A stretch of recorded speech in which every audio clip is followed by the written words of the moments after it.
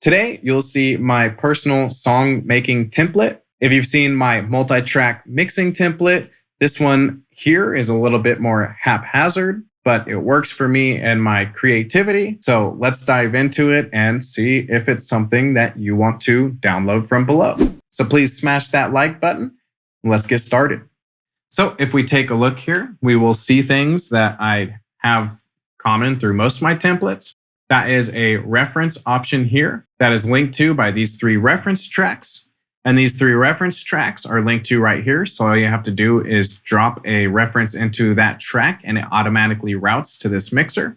And then everything else is ran to this submix, which makes it easy. I can turn on just my reference or turn on just my submix by going back and forth, making referencing easy. If you just solo your submix, you won't get all of them coming back. But if you Alt and click, it'll give you everything that's routed to it. Now, the reason these are set with locks is because if they weren't, and I wanted to reference our reference here, these things would turn off and reset. And then when I would solo for the reference, you would get all 3 references on at once. And who wants 3 reference tracks playing? So instead, we lock them up so we can come to our reference here, and then we can just switch between them manually. Now, our submix and our references export to our phone reference output, where I can reference onto my phone without having to export to a WAV file. Check out the video above if you're interested in that. And they are also sent to our master here. In our master, you will see a loudness meter. However, most all master effects I will put on the submix by itself. If I even get that far, this is more of a song creation template. That way, if I am referencing and comparing, and I do want to put master effects on, they are not affecting my reference. So we have a clean, naked, master out effects rack. Any master effects would be on the submix, which leaves our references alone. Now, what I do have on our submix that I like to keep on my song creation is a double compression setting here. I've got a higher threshold here for the first compressor with a quick attack and a quick release, trying to be aggressive and stop anything going above -5 here.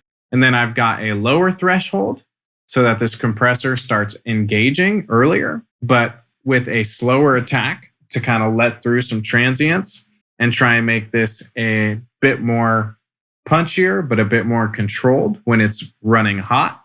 This still, however, has a quick release because I do want it to be aggressive. I may come in and change these depending on the type of song that I am actually making. I also have a preamp, which is optional for saturating the entire mix. On my submix, I have span and tonal balance control, which can be loaded on my references if I want to see what they are doing.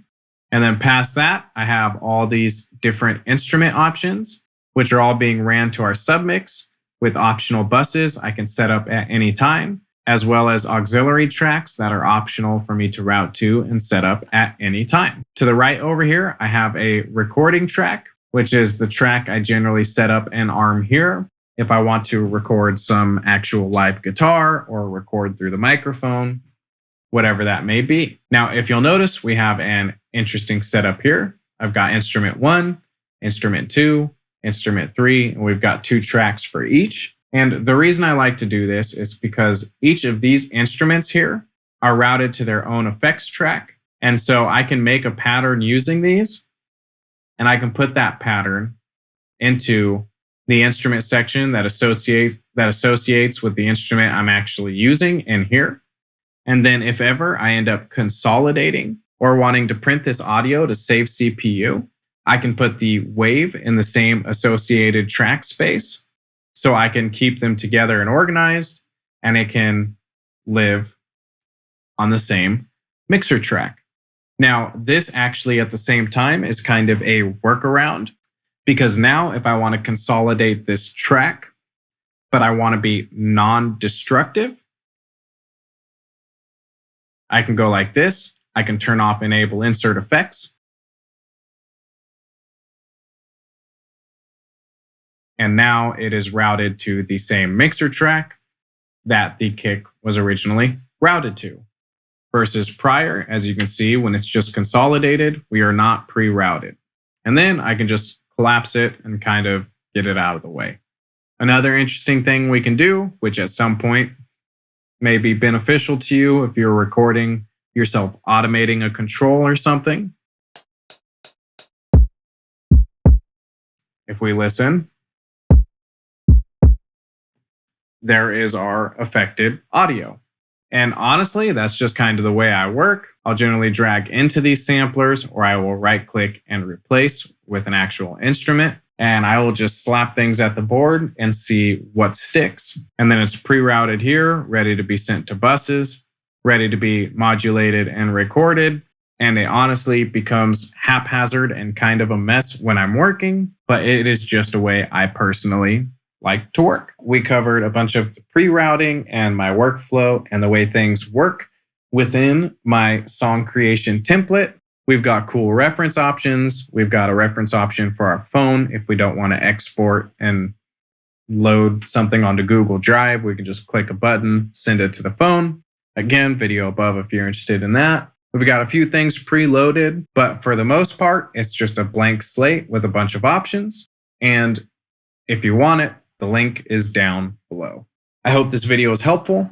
If you like this video, please like this video. If you have any comments, please comment. I always appreciate a subscribe. It's Warren with Scale Audio. Adios.